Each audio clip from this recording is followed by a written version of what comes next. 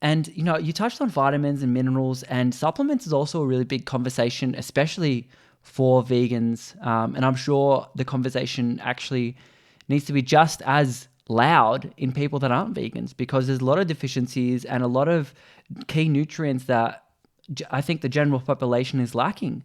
What's Yeah. your thoughts on supplements in general, and what ones do you take?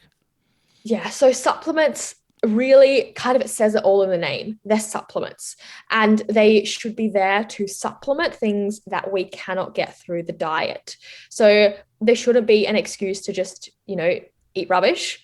We should really aim to get most of what we can through our diet and then turn to supplements for things that we might need a little bit extra of, or that we just can't meet our needs through our diet. So if you're following a plant-based diet, then absolutely you need to supplement vitamin B12. Like, that's a non-negotiable, because B12 is only found in animal products.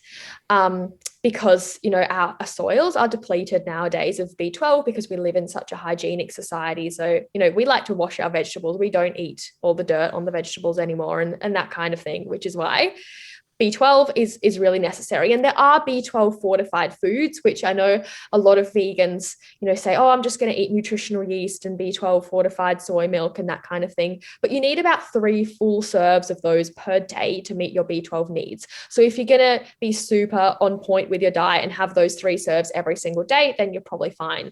But most people, they go traveling, they eat different foods every day. They don't really have those exact same things every single day. So it's like an insurance policy. Like, there's no harm in taking it, and there's more harm in risking a deficiency. Having said that, though, B12 is also recommended to be supplemented in older populations. They might have lower appetites, so they're eating less foods, less animal products, and also this intrinsic factor, which is something that's produced in our stomach that helps us absorb B12 in our food. The production of that declines as we age. So older people aren't absorbing as much B12 either. So that's why they are recommended to supplement too. But even then, like, a lot of people these days are low in B12, even people who are eating animal products. So it's not like a completely exclusive vegan thing either.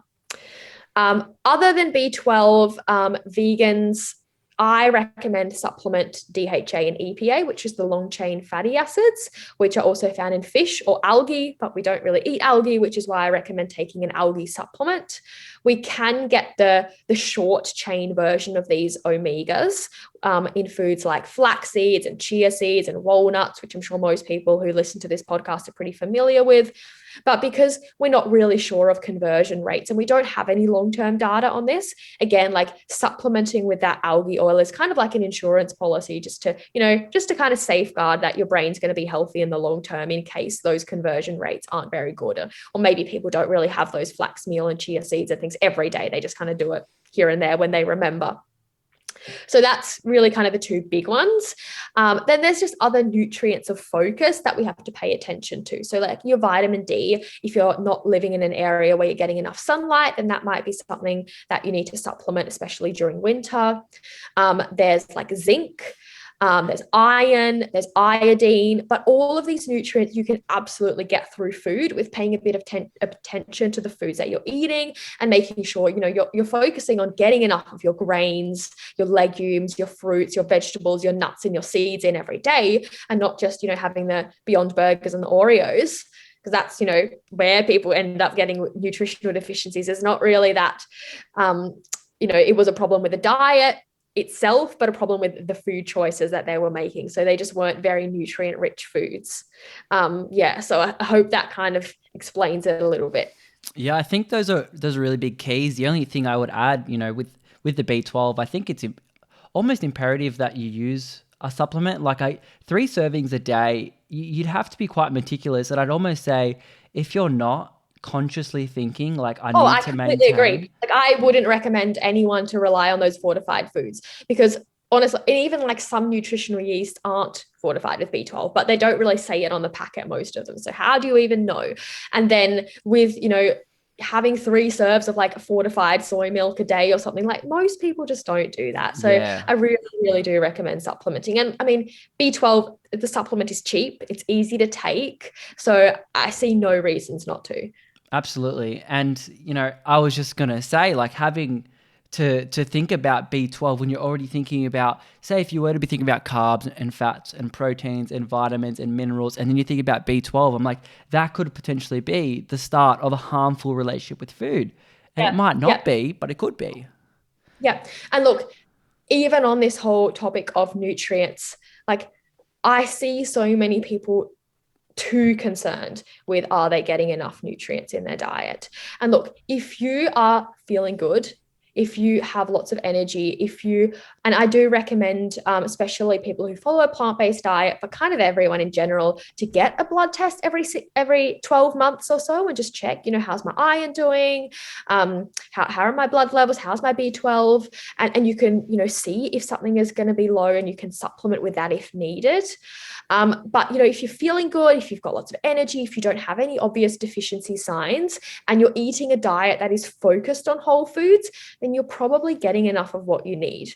The only one I'd say that maybe not would be calcium on a plant-based diet. So calcium is one that is a little bit harder. And for that, having a cup or a cup and a half of fortified plant-based milk per day, again, like you're covered.